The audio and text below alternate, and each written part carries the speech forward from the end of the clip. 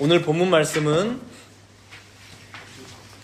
사무엘상 4장과 5장의 말씀입니다.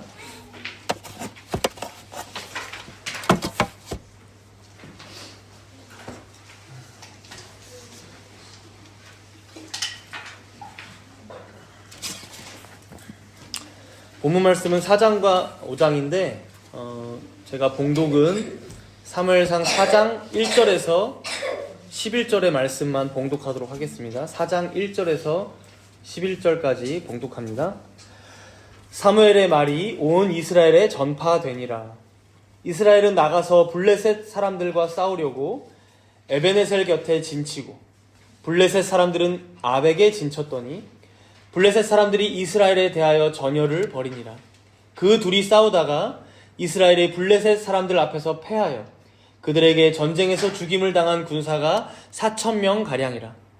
백성이 진영으로 돌아오매 이스라엘 장로들이 이르되 여호와께서 어찌하여 우리에게 오늘 블레셋 사람들 앞에 패하게 하셨는고 여호와의 언약궤를 실로에서 우리에게로 가져다가 우리 중에 있게 하여 그것으로 우리를 우리 원수들의 손에서 구원하게 하자 하니 이에 백성이 실로의 사람을 보내어 그룹 사이에 계신 만군의 여호와의 언약궤를 거기서 가져왔고 엘리의 두 아들 홈니와 비느하스는 하나님의 언약궤와 함께 거기에 있었더라.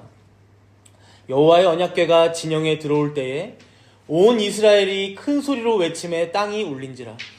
블레셋 사람이 그 외치는 소리를 듣고 이르되 히브리 진영에서 큰 소리로 외침은 어찌 됨이냐 하다가 여호와의 궤가 진영에 들어온 줄을 깨달은지라. 블레셋 사람이 두려워하여 이르되 신이 진영에 이르렀도다 하고 또 이르되 우리에게 화로다. 전날에는 이런 일이 없었도다.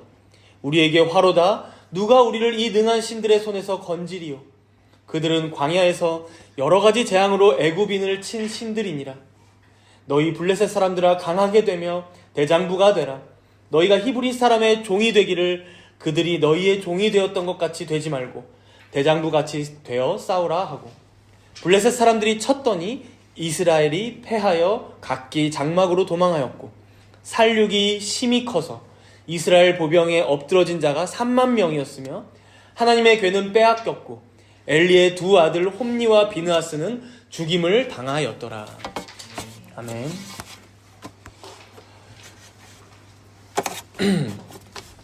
요즘 국제정세를 보면 저기 중동 땅에서 이스라엘과 팔레스타인이 전쟁을 벌이고 있죠. 정확히는 하마스, 이제 팔레스타인의 정부군 하마스와 전쟁을 벌이고 있는데 이 전쟁이 언제부터 계속되었는가 보면 구약의 꽤나 이른 시기부터 이 블레셋과 이스라엘의 싸움은 계속되어 왔던 걸 볼 수 있습니다.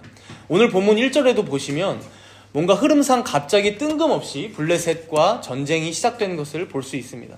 1절 중간부터 한번 보시면요. 이제 소제목으로 언약궤를 빼앗기다라고 하면서 이제 그 다음부터 내용이죠.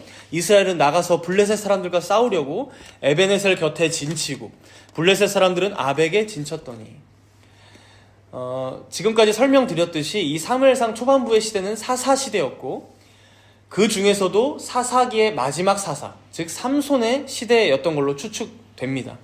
그렇다 보니 삼손도 블레셋과 계속 싸웠었고 또 블레셋에게 잡혀서 끌려가기도 했다 보니까 아마 본문의 이스라엘 백성들도 왜 지금 전쟁을 벌이는지 그 이유가 명확히 나와 있진 않지만 아마 서로가 계속 원수지간으로 지냈기 때문에 싸울 이유야 만들면 되니까.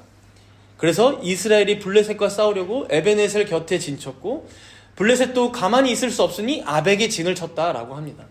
문제는 2절에 보시면 이스라엘이 블레셋에게 패했다는 것이죠.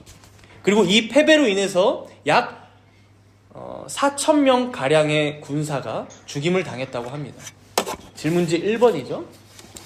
이게 이제 첫 번째 전쟁입니다. 첫 번째 전쟁에서 대패를 한 거죠. 4,000명 가량의 이스라엘 군사가 죽었던 것이니까. 그러니까 전쟁 한 번으로 4,000명이 죽은 것은 여러분 절대 적은 숫자가 아닙니다. 그렇다 보니까 3절에 이어서 보면 이제 이스라엘 장로들, 지도자들이 서로 모여서 의논을 하기 시작합니다. 그러면서 하는 말이 3절 중반부에 보시면 여호와께서 어찌하여 우리에게 오늘 블레셋 사람들 앞에서 패하게 하셨는고 라고 서로 의논하기 시작했다는 거예요. 이 질문을 우리가 곰곰이 생각해보면 질문 자체는 그리 나쁘진 않은 것 같습니다.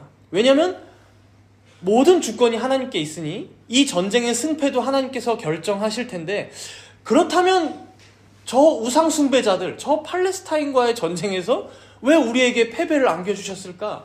서로 물었던 것이죠. 근데 여기서 또 문제는 이 대책으로, 대안을 무엇을 내놓고 있습니까? 여호와의 언약궤를 실로에서 우리에게로 가져다가, 여러분 언약궤가 실로에 있었다고 했잖아요. 실로에 있는 성막 안에, 지성소 안에 언약궤가 안치되어 있었겠죠. 근데 그걸 우리에게로 가져다가 우리 중에 있게 하여 그것으로 우리를 우리들의 원수들의 손에서 구원하게 하자 하니, 그러니까 갖고 와서 전쟁을 벌이자는 거예요. 언약궤를 가져와서 마치 버프 받듯이, 그죠? 싸우자는 거예요. 그래서 이들이 대안으로 생각한 게 뭐예요? 질문지 2번인데, 첫 번째 전쟁에서 패한 이후에 세웠던 대책은 여호와의 언약궤를 가져오자라는 것이죠. 여호와의 언약궤를 가져오자. 그러면 그것이 우리와 함께 있으면 우리는 반드시 승리할 것이니까. 이게 우리가 얼핏 들으면 좀 허무맹랑한 소리로 딱 들릴지는 몰라도요, 여러분 사실 이들이 바보는 아닙니다. 이스라엘의 장로들이에요.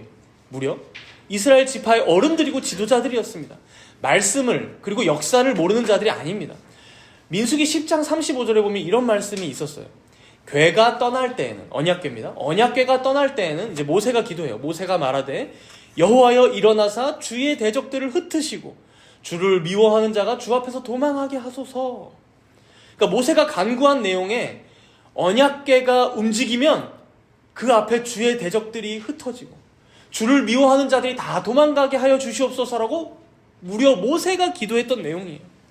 그러니까 이 모세의 간구대로 된다면 뭐예요? 저 대적인 블레셋이 도망할 것이다 라고 이들은 믿었던 것이죠. 그리고 실제로 이스라엘 역사 가운데서도 그런 경우가 있었어요. 우리가 여호수아서 말씀도 살펴봤었지만, 여러분 요단강이 막 가득 차고 범람하고 있는데 어때요? 가장 먼저 그 요단강을 밟은 사람들이 누구였어요? 언약궤를 어깨에 메고 있던 제사장들이 그 요단강을 밟자 요단강이 그쳤죠. 그래서 모든 이스라엘 백성들이 요단강을 무사히 건넙니다. 더해서 여리고성을 정복할 때도 어떻습니까? 7일 동안 내내 여호와의 궤를 맨 제사장들이 앞장서서 7일 동안 돌고 나니까 여리고성이 무너졌습니다. 그러니 이들이 어떤 생각이 있는 거예요? 그때 요단강을 건넜을 때처럼, 그리고 그 높고 견고한 여리고성이 무너졌었던 것처럼 우리도 이번에 이 언약궤와 함께 싸우기만 한다면 승리는 우리에게 보장되어 있다, 반드시 승리할 거다라고 생각했던 거예요. 그러나 여러분, 이런 아이디어가 뭔가 그럴싸해 보이긴 하지만 곰곰이 이 내용을 생각해보면 여러 가지 허점이 있는 것들을 우리가 발견할 수 있습니다. 오늘 본문 안에서. 먼저 처음 전쟁을 시작했을 때를 우리가 다시 살펴보면요, 1절을 보시면 제가 아까도 얘기했지만 이들이 전쟁을 벌이는 게 정말 뜬금없이 시작돼요. 그러니까 이들이 왜 전쟁을 하고 있는지 명분이 전혀 나오질 않아요. 우리가 사사기만 생각해 보더라도 그 패역한 시대 가운데에서도 하나님께서 명령하실 때 이스라엘 백성들, 그리고 사사들은 대적을 치러 나갑니다.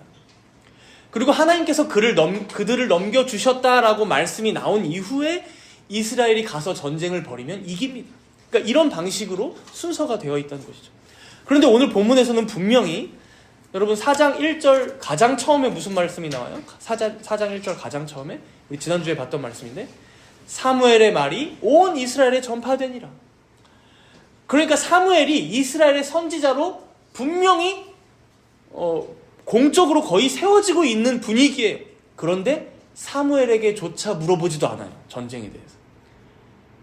그러니 이 전쟁이 하나님께서 진정으로 원하시는 전쟁인지 엘리나 홈리와 비나스는 대답을 못 해주거든요. 그런 거 모르겠고 일단 이스라엘 장로들 중심으로 전쟁이 시작된 것이죠. 또 다음으로는 이들이 지금 첫 번째 전쟁에서 패배한 이후의 행동이 어떻습니까? 4,000명가량이 죽을 정도로 대패했어요.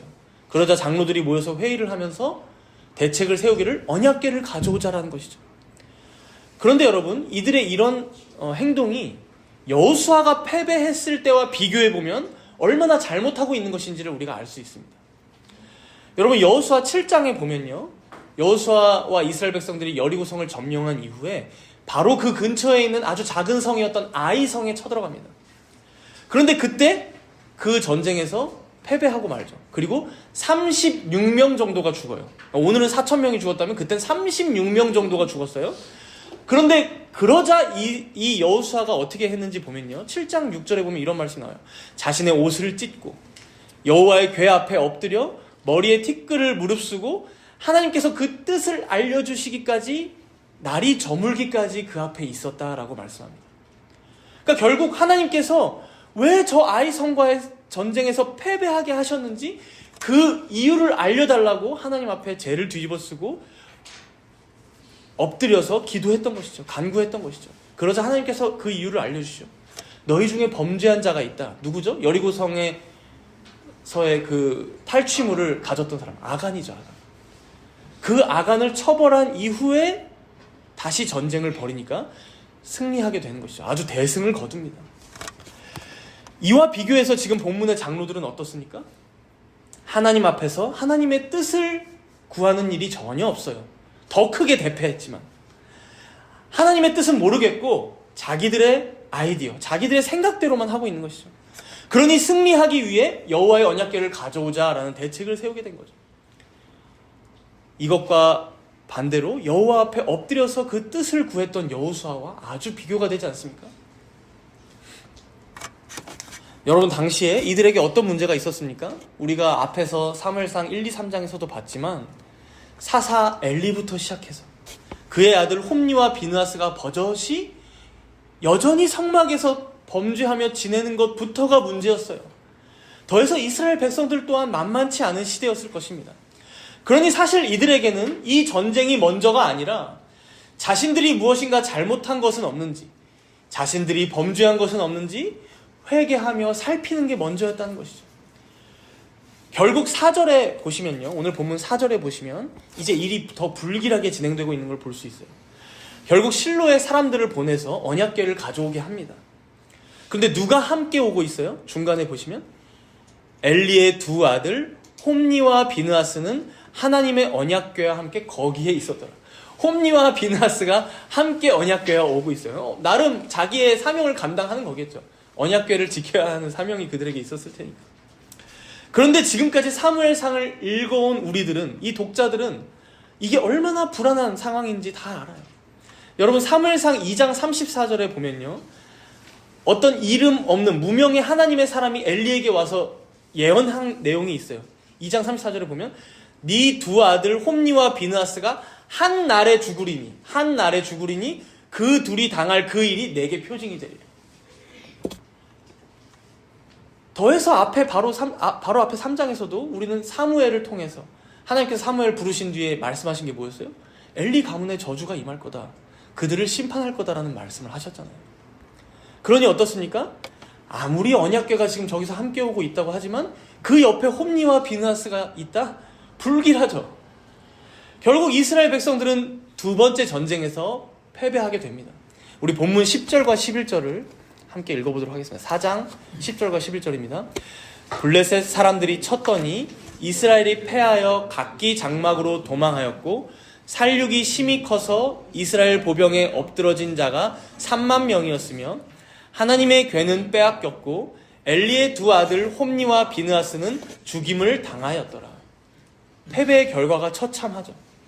살육이 심히 컸는데 죽은 자가 무려 3만 명이나 된다고 합니다. 질문지 1번이죠. 두 번째 전쟁에서 죽은 자가 3만 명이나 됩니다. 그러니까 하나님의 궤는 빼앗겼고 엘리의 두 아들 홈니와 비느하스도 결국 죽임을 당했다. 방금 읽었던 그 2장의 하나님의 예언이 정확하게 성취되고 있는 것이죠. 홈니와 비느하스가 한 날에 죽으리니. 여러분, 우리가 이 전쟁의 결과를 통해서 꼭 기억하고 배워야 할 내용이 있는 것 같아요. 오늘 본문의 이스라엘 장로들은 자신들이 반드시 승리할 거라고 생각했어요. 먼저 첫 번째 전쟁에서는 저 블레셋, 저 팔레스타인은 이방 족속이고 우상 숭배자들이고 반면에 우리는 하나님의 백성인데 당연히 이 전쟁에서 승리하겠지. 그러나 첫 번째 전쟁에서 대패했죠. 이어서 두 번째 전쟁 때도 나름 대책을 세운 게 언약궤를 가져왔지만 그 결과는 처참했습니다. 결국 여러분, 이 전쟁을 통해서 무엇만이 지금 이루어지고 있습니까? 무엇만이? 하나님의 말씀만이 이루어지고 있습니다. 하나님께서 예언하셨던 대로 홈리와 비느하스가 한 날에 죽게 되는 그 일만 성취되었죠. 사랑하는 성도 여러분, 우리가 이것을 기억해야 합니다. 하나님은 우리 생각대로 조종할 수 있는 분이 아니라는 거예요. 우리가 심지어 언약궤를 가지고 있다고 해도 그것만으로 우리가 원하는 승리를 쟁취할 수 있다? 승리의 결과를 만들어낼 수 있다? 이게 아니라는 것이죠. 오직 어떤 일의 결과는, 어떤 역사의 흐름은 하나님의 주권대로, 하나님의 뜻과 계획과 작정대로만 되어간다는 사실을 우리는 잊지 말아야 한다는 것입니다. 그래서 여러분, 우리가 나름 성도로서 이 세상을 잘 살아가는 것 같은데, 나름 회사에 가서도 선방하며 지내는 것 같은데, 사실 어떻습니까? 내가 생각하는, 내가 계획하는 인생의 결과가 나에게 주어지지 않아요. 내가 계획한 대로 인생이 순탄하게 흘러가는 일이 적어요. 쉽게 말하면 승리하기보다 패배할 때가 더 많아요. 그러면 우리는 좌절하죠. 아니, 하나님, 내가 나름 하나님의 백성, 성도로서 잘 지내고 있고, 또 내가 내 유익만 구하며 위해서 살기보다 하나님 나라와 교회를 위하여 헌신하며 그렇게 성도답게 산답시고 사는데, 그럼 좀 내 인생이 잘 되게 해주셔야지. 내가 계획한 대로 좀 승리할 수 있게 해주셔야지. 매번 힘들게 패배하고 어려운 일들이 왜 내 앞에 생깁니까? 한숨이 나오고 불평이 나올 때가 있는 것이죠. 그러나 여러분, 우리의 이런 태도가 바로 오늘 본문의 이스라엘의 장로들과 백성들과 똑같은 거예요. 내가 하나님을 위해 전쟁하니, 그리고 내가 하나님과 함께 하려고 언약궤와 함께 전쟁했으니 반드시 승리할 거야? 왜 지는 것이지? 이해가 안 되는 것이죠. 그러나 정작 자세히 이 내용을 들여다보면 어떻습니까? 한 번도 하나님의 뜻은 구하질 않아요. 묻질 않아요. 관심을 갖질 않아요. 하나님께서 원하시는 것이 무엇인지, 하나님께서 나의 인생을 통해서 이루고자 하시는 바가 무엇인지 전혀 관심에 없어요. 그러면서 내 계획만 있는 거죠. 저 블레셋을 내가 치겠다. 내가 내고 싶은 그 결과, 그 승리만 머릿속에 가득 차 있는 거예요. 여러분, 오늘 말씀을 통해 꼭 기억하시기 바랍니다. 우리는 그 어떤 인생의 결과도 우리가 만들어낼 수 없는 자들이라는 거예요. 내가 승리하고 싶다고 해서 반드시 승리하는 게 아니라는 거예요. 승리와 패배, 인생의 어떤 결과는 오직 하나님의 손에만 달려 있는 내용이라는 것입니다. 그가 뜻하신 대로, 그가 계획하시고 작정하신 대로만 이루십니다. 그러니 우리는 무엇을 해야 합니까? 물어야 하는 것이죠. 먼저는 전쟁에 나가기 전에, 무엇인가 내가 새로운 계획과 대책을 세우기 전에 여호수아가 그랬던 것처럼 여호와의 언약궤 앞에 나아가서 하나님의 뜻을 먼저 구하며 주님께서 우리에게 무엇을 요구하시는지 그것을 진지하게 상고하면서, 그리고 우리의 다음 행보로의 발걸음을 옮겨야 하는 것이죠. 오늘 본문은 이제 이스라엘 백성들에게 두 가지 비극적인 사건이 더 벌어집니다. 두 가지 비극적인 사건. 오늘 본문 4장 12절부터 22절까지 이제 4장의 뒷부분을 보시면 두 사람이 더 죽음을 맞이하게 됩니다. 두 사람. 오늘 질문지 3번이에요. 먼저는 엘리 대제사장이 죽습니다. 엘리 대제사장. 이스라엘이 패배하자 이제 어떤 사람이, 이제 군사들 중에 한 명이었을 거예요, 엘리에게 이 일을 알리기 위해서 실로로 달려갑니다. 먼 거리지만 갑니다. 그러면서 17절에 이 소식을 이렇게 전해요. 우리 함께 17절을 읽어볼까요? 17절입니다. 소식을 전하는 자가 대답하여 이르되 이스라엘이 블레셋 사람들 앞에서 도망하였고 백성 중에는 큰 살육이 있었고 당신의 두 아들 홈니와 비느하스도 죽임을 당하였고 하나님의 궤는 빼앗겼나이다. 여기 보면 총 4가지로 소식을 전해요. 먼저 이스라엘이 블레셋 사람들 앞에서 도망하였고, 다음으로는 큰 살육이 있었고 3만 명이 죽었으니까요. 세 번째로 당신의 두 아들 홈리와 비느하스도 죽임을 당하였고, 진짜 정말 비극적인 소식이죠. 마지막으로 뭐예요? 하나님의 괴는 빼앗겼나이다. 이 네 가지 소식이 하나같이 다 처참한 소식이지만요, 18절에 보시면 엘리가 이제 죽게 되는데 언제 죽었다라고 지금 말씀합니까? 하나님의 괴를 말할 때에.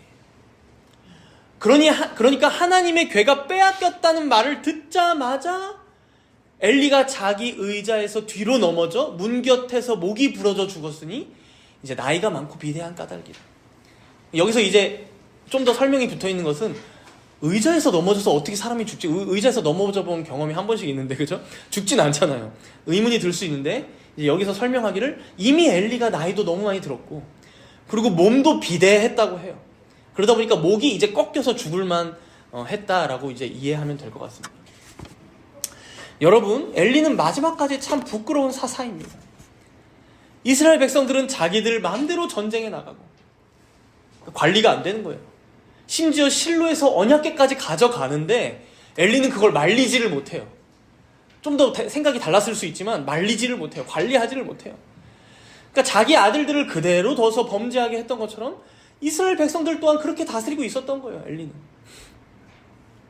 이 엘리에게 가장 중요한 사명 중 하나는 아마 언약궤를 잘 관리하는 사명이었을 것입니다. 1년에 단 한 번만 대제사장이 지성소에 들어가서 그 앞에서 이제 제사를 드리면서 관리를 하는데, 그걸 전쟁터에 가져가고 거기다 이제 대적 블레셋에게 빼앗겼다는 거예요, 무려. 그러니까 엘리의 사명은 이제 더 이상 남아있지 않은 것이죠. 그러니 그 얘기를 듣자마자 인생을 마감하는 거예요. 자신의 사명이 끝나니까. 그리고 두 번째로 이제 19절에서 20절을 보시면 누가 죽습니까? 19절에 보면 그의 며느리, 즉 엘리의 며느리인 비느하스의 아내가 죽는다는 내용이 나와요. 비느하스의 아내, 홈리와 비느하스, 그렇죠? 질문지 3번이죠. 그래서 비느하스의 아내입니다. 아내가 죽어요. 이게 어떤 스토리인가 보면 19절에 보면 이 며느리가 임신을 한 상태였던 것 같아요. 이제 한창 전쟁이 있을 때. 그래서 이제 출산날이 다가왔는데 이 비극적인 소식들을 전해들은 거죠. 보니까 하나님의 괴가 빼앗겼대요. 시아버지 엘리 사사도 죽었대요. 더해서 그 두 아들 홈리와 비느하스, 즉 자신의 남편도 죽었대요. 이 소식을 듣자 이 비느하스의 아내가 갑자기 몸이 아파오다가 결국 출산까지는 마쳤지만 죽게 되었다는 것이죠. 여기서 21절과 22절에 보면 이 비느하스의 아내가 죽기 전에 했던 말이 이제 하나님께서 우리에게 주시는 중요한 메시지가 있습니다. 우리 21절과 22절을 함께 읽도록 하겠습니다. 21절과 22절.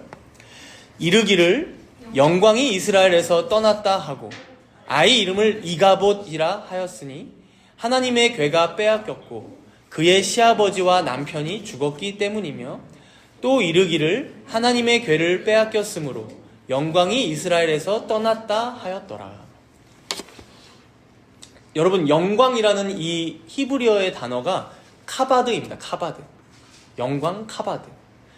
비느하스의 아내가 이 단어 카바드를 이용해서 지금 자기가 낳은 아이의 이름을 뭐라고 지어요? 이가봇. 이카보드라고 지은 거예요. 이가봇. 그래서 이 뜻이 뭐예요? 여러분 각주가 있는 분들은 보이실 텐데 영광이 없다라는 의미예요. 영광이 없다. 질문지 4번이죠. 이가봇의 의미가 뭐예요? 영광이 없다. 이스라엘엔 더 이상 영광이 없다라는 의미예요. 그리고 이것을 뭐라고 본문에서 설명해요? 오늘 제목이에요. 영광이 이스라엘에서 떠났다. 영광이 이스라엘에서 떠났다.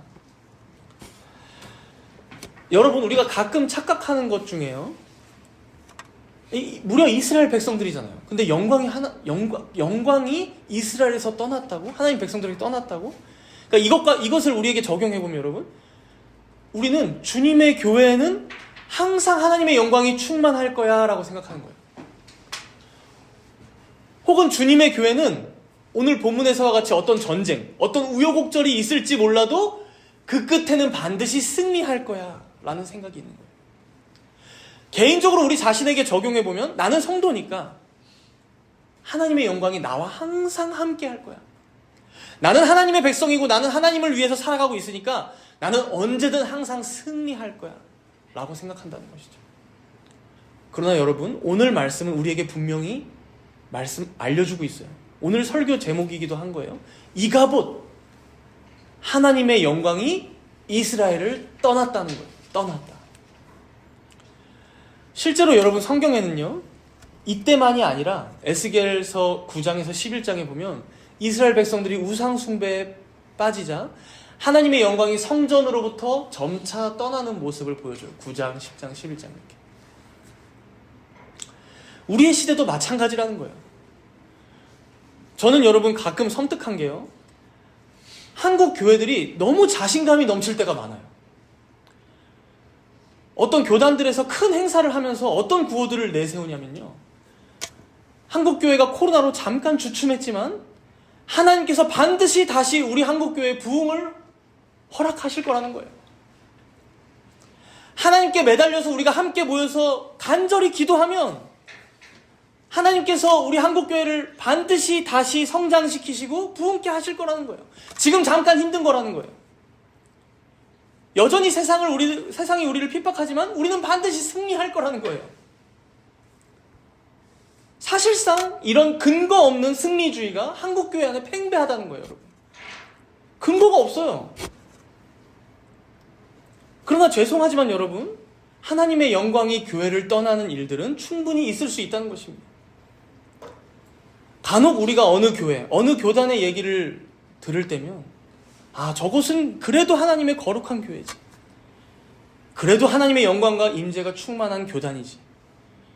사실 이렇게 평가하기조차 힘든 그런 교회나 교단들 너무나 많다는 거예요.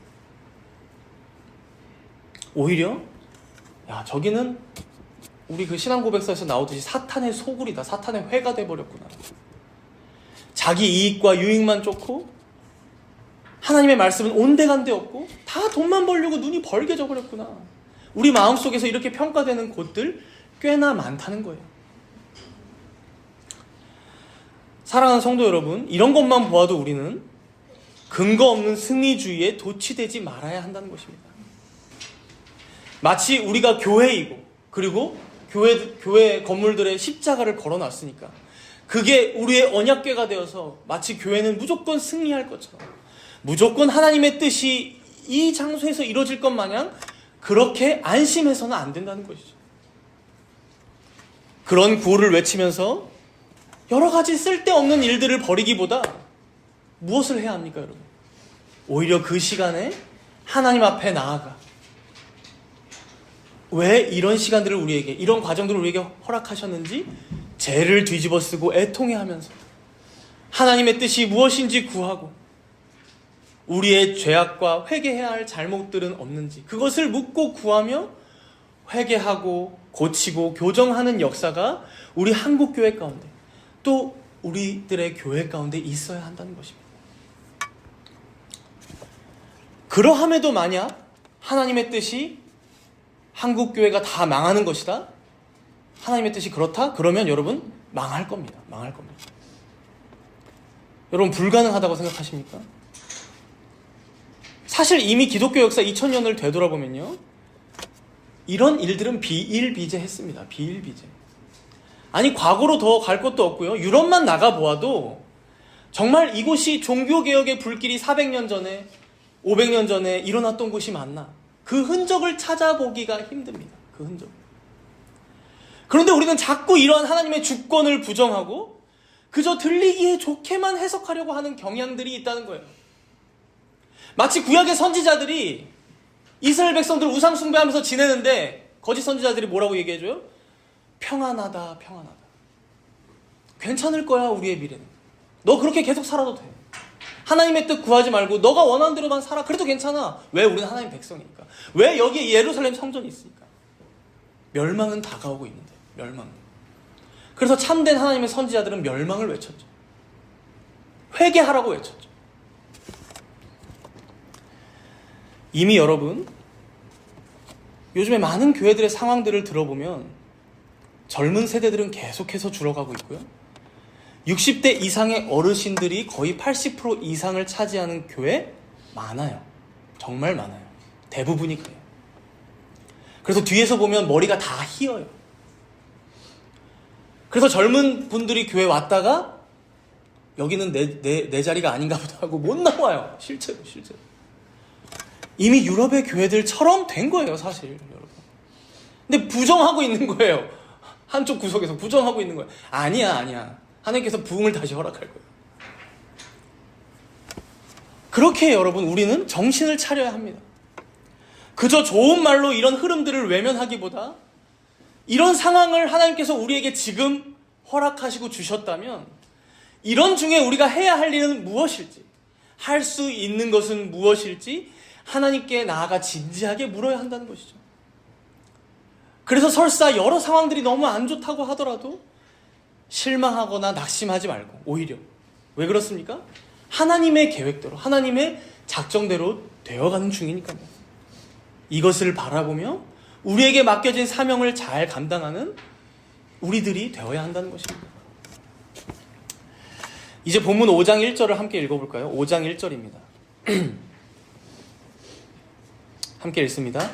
블레셋 사람들이 하나님의 궤를 빼앗아 가지고 에벤에셀에서부터 아스돗에 이르니라. 블레셋이 빼앗은 언약궤가 어디로 갔나 봤더니 블레셋에 있는 아스돗이라는 곳에 갔다고 합니다. 아스돗. 당시 아스돗은요, 블레셋에 있던 주요 성읍 5개 중에 하나였습니다. 잠시만 저기 뒤에 문 좀 뒤로 열어주시겠어요? 저기, 네, 당겨야 되거든요, 저기서. 네. 밀어주세요. 네. 밀어주셔야 됩니다. 네네.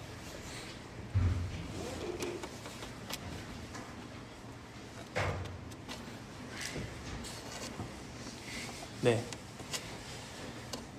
예, 블레셋이 빼앗은 언약궤가 어디 갔나 봤더니 아스돗에 가져갔다고 합니다. 당시 아스돗은 여러분 블레셋의 주요 도시 중 하나, 그러니까 수도 비슷한 개념의 도시였어요. 그렇다 보니까 2절에 한번 보시면, 5장 2절에 보시면 다곤의 신전이 거기에 있었던 것 같아요. 아스돗에. 근데 다곤이라는 신은 누구냐면요, 그러니까 거의 상체는 사람의 모습을 하고 있고, 그리고 밑에 하체 반은 물고기의 모습을 한 이제 농사를 주관하는 신이었어요. 웃기죠? 농사를 주관하는 신.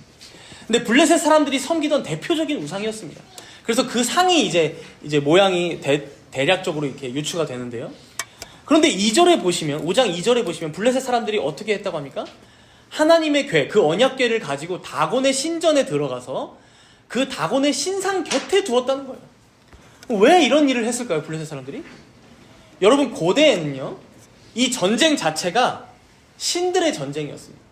서로가 섬기는 신들 중에 누가 세냐의 싸움이었어요. 그런 의미에서 이번에 누가 이긴 거예요? 이스라엘 백성들을 블레셋이 이긴 거죠. 그러니까 이 블레셋은 여호와의 궤, 그 여호와라는 신을 우리가 잡아온 거예요. 그러니까 지금 다곤 신전 안에 들어가서 다곤 신상 옆에 갖다 놓고 뭐예요? 너 이제 다곤 신의 다스림을 받아, 다곤 신을 너가 섬겨라고 지금 갖다 놓은 것이죠. 근데 바로 이때부터 이제 사건이 시작되는데요. 3절에 보세요. 5장 3절에 보시면 다음 날이 됐는데, 이튿날이 됐는데 다곤이 여호와의 궤 앞에 엎드려져 그 얼굴이 땅에 닿아 있더라라는 거예요. 여러분, 여기서 엎드려져 그 얼굴이 땅에 닿아 있다라는 말은요, 사람이 어떤 신에게 경배하는 모습을 표현합니다. 그래서 창세기에 보면 아브라함이 하나님 앞에 엎드려서 얼굴이 땅에 닿아서 경배했다, 이런 말에 쓰이는 단어. 그러니까 여러분, 여호와의 궤를 빼앗아 왔고 여호와가 패배했으니 이제 다곤 신을, 우리가 섬기는 다곤 신을 섬기라고 그 여호와의 궤를 옆에 뒀지만 결국 이튿날이 돼서 보니까 뭐예요? 다곤이 여호와 앞에 엎드려서 여호와를 경배하고 있는 거예요. 지금 이 형국이. 근데 여기서 끝이 아니죠. 5장 3절 맨 뒤에 보면 이렇게 엎드러져 있는 다곤 신상을 블레셋 사람들이 어떻게 이제 세웠는지 모르지만 낑낑대고 세워줘요. 그러니까 이것도 웃기죠, 여러분. 자기들이 섬기는 신을 자기들이 부축해서 세워줘야 되는데 그걸 섬겨요. 근데 어쨌든 그렇게 한 후에 이제 4절에 또 보니까 이튿날 아침에 다곤이 또 엎드러져 있는데 이번에는 더 심해요. 그 머리와 두 손목이 끊어져 있었다는 거예요. 여러분, 여기서 끊어져 있었다라는 이 단어는요, 패배한 적군들을 잡아다가, 포로를 잡아다가 목을 잘라서 처형할 때 쓰던 단어예요. 그러니까 마치 여호와께서 다곤을 잡아다가 처형해서 그 머리와 두 손목을 절단시켜 놓은 장면을 블레셋 사람들이 보게 된 거예요. 여기에 더해서 이제 6절에도 한번 보세요. 6절에도 보시면 여호와의 손이 아스돗 사람에게 엄중히 더하사 뭐가 내려요? 독한 종기의 재앙으로 아스돗과 그 지역을 쳐서 망하게 하니. 그러니까 다곤 신상이 고꾸라지고 처형받는 것에서 그치지 않고 이 아스돗 성읍 전체에 독한 종기의 재앙이 내렸다라는 것이죠. 독한 종기의 재앙. 그러니 여러분, 이제 이 블레셋 사람들이 어땠을까요? 자신들이 여호와의 궤를 붙잡아 온 줄 알았는데, 여호와를 포로로 끌고 온 줄 알았는데 그게 아니었다라는 거예요. 여호와의 궤 때문에 도리어 아스돗이 지금 다 망하게 생겼어요. 그래서 7절과 8절을 보세요. 아주 재밌는 형국이에요. 5장 7절과 8절을 보면 이 궤를 어떻게 할지 블레셋의 방백들이 모여서 상의를 하기 시작합니다. 그런데 결국 아스돗 옆에 있는 가드로 옮기자. 가드라는 또 도시가 있었겠죠. 거기에 옮겨가기로 한 거죠. 아마 추측되기로는 거기에 있는 신이 그래도 여호와를 좀 감당할 수 있지 않을까 하는 추측으로 옮겼을 거라고 이제 배경상 설명을 하기도 하는데요. 문제는 9절에 보면요, 아스돗보다 더 큰 심판을 가드에 내리고 있어요. 먼저는 9절에 심히 큰 환란을 주셨다라고 하죠. 심히 큰 환란. 여러분, 이거 질문지 5번입니다. 질문지 5번. 지금 가드에서는 심히 큰 환란을 주셨다고 해요. 그리고 아스돗과 동일하게 또 독한 종기도 주셨대요. 그런데 이번에 더 심해지고 있어요. 이번에는 어떻게 독한 종기를 주셨어요? 작은 자와 큰 자를 다 치셨다는 거예요. 애기부터 늙은 노인들까지 다 이 독한 종기에 고통스러워했다는 거예요. 즉 남녀노소가 이 독한 종기로 고통을 당하기도 하고 죽기도 했다는 것이죠. 하나님의 심판이 지금 어때요? 아스돗에서 가드로 왔을 때 더 커지고 있죠. 그리고 10절에 보시면 블레셋 사람들은 계속 옮겨요. 이제 가드에서 에그론으로 또 옮겨요. 에그론. 근데 11절 뒷부분에 한번 보세요. 11절 뒷부분에 보시면 이번에는 어떤 환란이에요? 사망의 환란. 여러분, 이 환란이란 단어가요, 패닉이에요. 패닉. 공황 상태. 극도의 혼란의 상태. 그러니까 사망의 환란. 갑자기 사람들이 막 죽어나가기 시작하니까 여러분, 이 에그론의 도시의 사람들이 얼마나 무섭고 공포스러웠겠습니까? 모두가 혼란에 빠지고 공황 상태가 될 수밖에 없었던 것이죠. 더해서 12절에 한번 보세요. 12절에 보시면 죽지 않은 사람들에게는 또 어때요? 또 똑같이 독한 종기로 치셨다는 거예요. 그러자 성읍의 부르짖음이 하늘에 사무쳤다라는 거죠. 여러분, 이 블레셋의 세 도시에서 일어나는 사건들을 통해서 우리가 무엇을 알 수 있습니까? 지금 아스돗, 가드, 에그론, 가면 갈수록 하나님의 심판이 점점 더 커지고 있는 걸 볼 수 있어요. 블레셋은요, 자신들이 승리해서 여호와를 인질로, 포로로 잡아온 줄만 알았는데 그게 아니었다는 것이죠.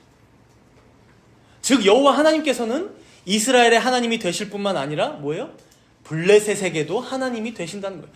참 신이 되신다는 거예요.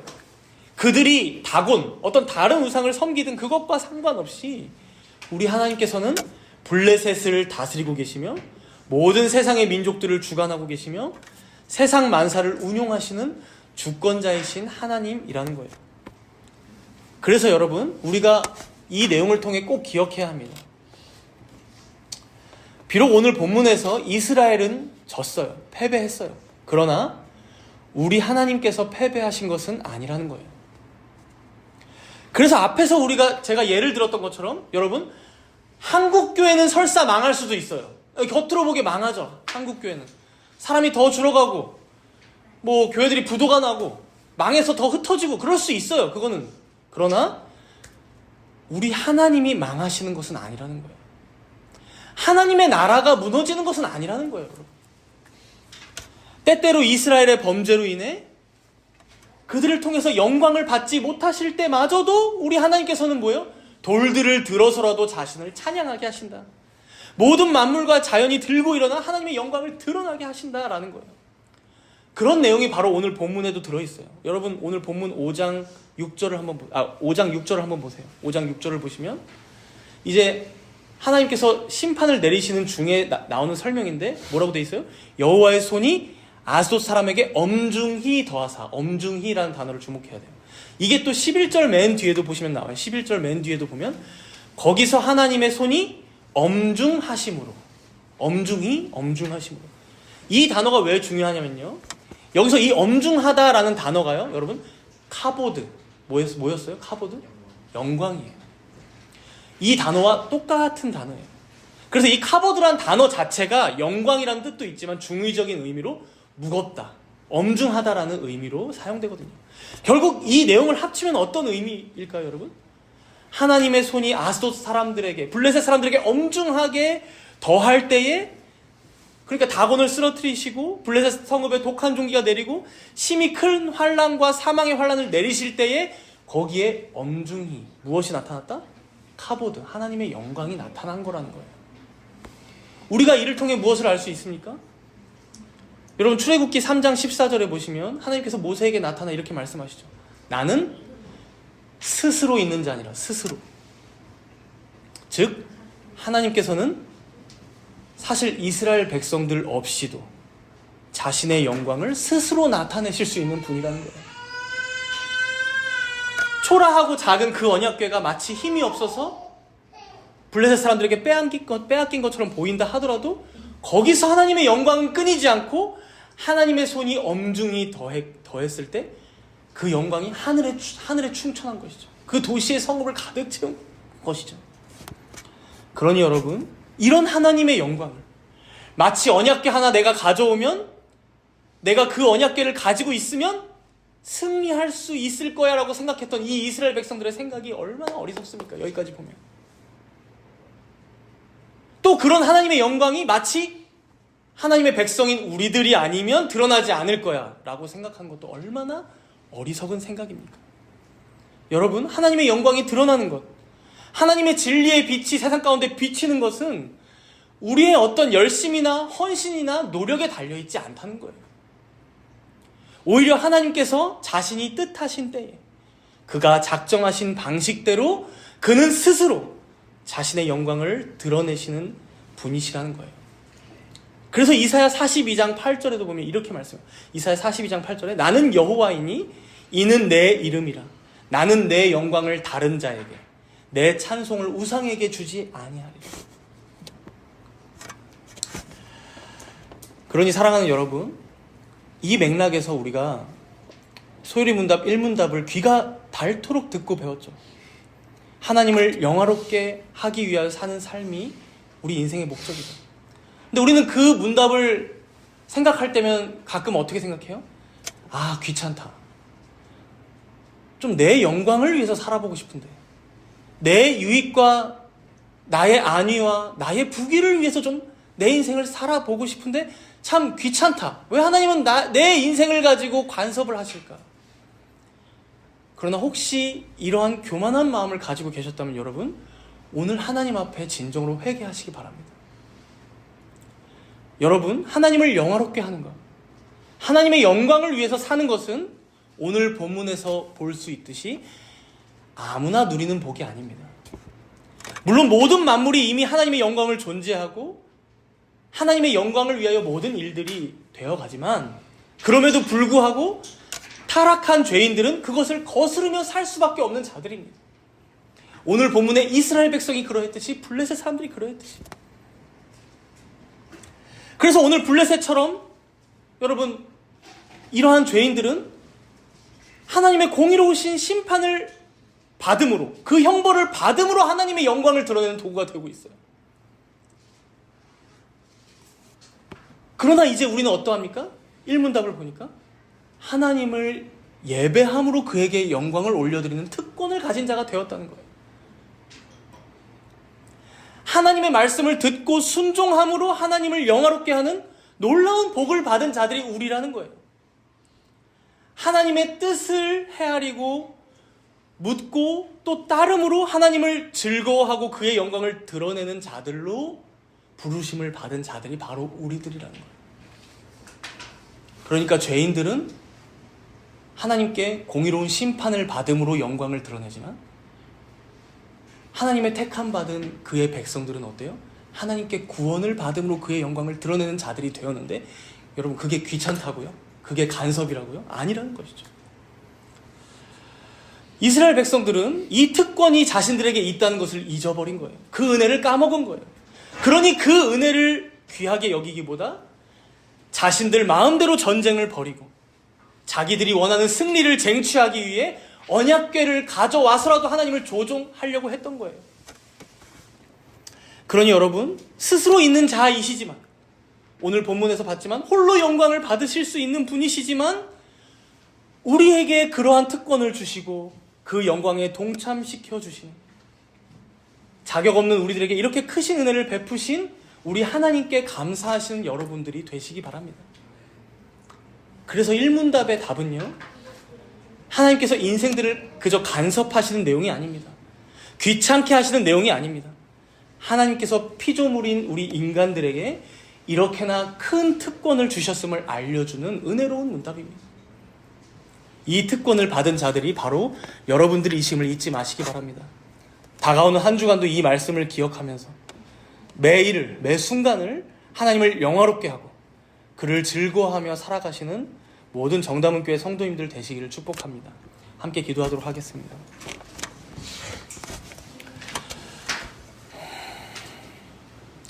오늘 말씀에서 이스라엘 백성들은 자신들이 하나님 앞에서 받은 그 복과 특권들은 다 잊어버리고 그저 그런 하나님의 능력을 이용하여 자신들의 계획과 자신들이 이루고자 하는 결과만을 추구하려고 했습니다. 혹시 우리들에게는 그런 신앙이 있진 않았는지 우리가 진지하게 우리 자신을 되돌아보도록 하겠습니다. 마치 하나님을 믿는 신앙이, 교회를 다닌다는 것이 하나님의 언약궤를 내 마음에 품었으니 이제 내 인생은 잘 풀리겠지, 내가 원하는 대로 잘 흘러갈 거야 라고 생각하며 하나님을 이용하려는 괘씸한 생각들이진 않았는지 함께 회개하며 나아가도록 하겠습니다. 또한 이런 우리들임에도 주님께서는 이런 우리를 통하여 영광 받으시기를 기뻐하신다 말씀하십니다. 홀로 영광을 취하실 수 있으심에도, 이미 그가 가지신 영광이 부족하지 않으심에도 우리에게 요구하시고 바라시는 게 있다고 말씀하십니다. 이 얼마나 영광스럽고 은혜로운 초대입니까? 우리가 우리 자신의 지금 신앙은 어떠한지 회개하며 또 그런 우리에게도 이런 영광스러운 특권을 주신 하나님께 감사하며 잠시 동안 간절히 기도하도록 나아가도록 하겠습니다.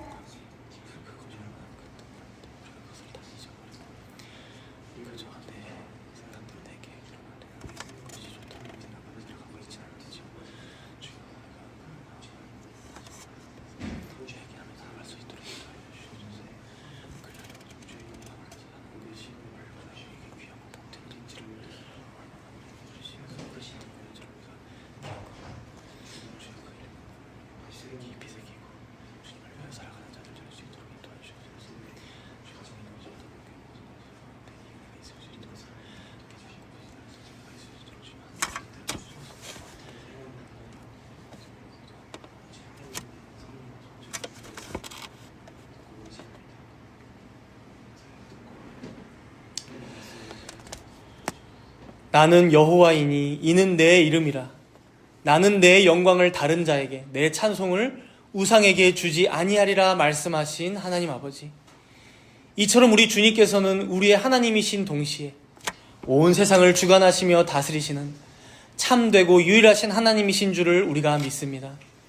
그러나 주님, 때때로 우리의 마음은 이 크신 진리를 다 이해하지 못하고 받아들이지도 못하고 살아갈 때가 많은 것 같습니다. 그래서 마치 내 인생의 어떤 결과들을 내가 계획한 대로 이룰 수 있을 것처럼 기대하고 또 도모하며 지낼 때가 얼마나 많은지요. 그렇기에 그 일이 내 뜻대로 이루어지지 않으면 금세 낙심하고 실망하며 하나님을 원망할 때도 많은 것 같습니다. 주여, 이런 연약한 죄인들을 불쌍히 여기시사 긍휼을 베풀어 주시옵소서. 우리 안에 있는 이런 교만한 마음을 제거하여 주시고 오직 만물의 주관자 되신 하나님 앞에서 겸손하게 살아가는 우리들 모두가 되게 하여 주시옵소서. 그리하여 오직 세상 만사가 하나님의 뜻대로 되어가고 있음에 기뻐하게 하시고 또한 그 역사를 목도하는 것으로 감사하게 하시며 그렇게 날마다 하나님의 뜻을 구하며 하나님께서 우리에게 요구하시는 삶이 무엇인지 되묻고 진지하게 상고하며 우리에게 주어진 하루하루의 시간들을 충성되이 감당하는 우리들 모두가 되게 하여 주시옵소서. 작정하시고 뜻하신 대로 이루실 삼위 하나님께 모든 영광을 올려드리오며 우리 주 예수 그리스도의 이름으로 기도드리옵나이다. 아멘.